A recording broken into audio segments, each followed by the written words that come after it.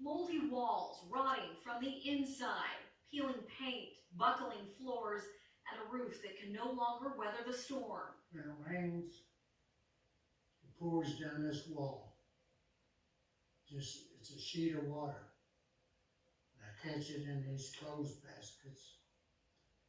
Keep dumping them. This is the home in Sand Springs 76-year-old Jim Colbert has been living in since disaster hit back in May. I got a hold of FEMA because they were helping everybody. And they denied me.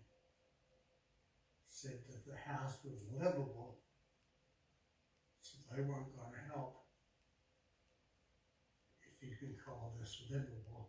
Jim lives on Social Security, about $1,500 a month. He didn't have flood insurance and can't afford tens of thousands of dollars in repairs.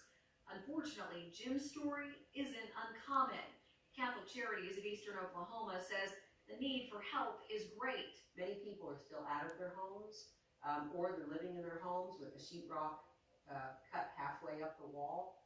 And a lot of their situations are pretty bad. Surprisingly, Catholic Charities Disaster Relief finds few people are willing to help.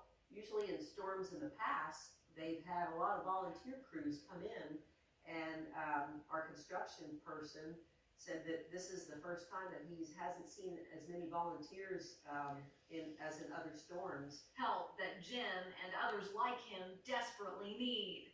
Fantastic. It changed my life outlook. Well, they need volunteers, money, building materials, and skilled carpenters, and they estimate around 1,500 people still need help. If you have a concern you'd like to have the Problem Solvers look into, give us a call or send an email to problemsolvers@kjreach.com. Also, good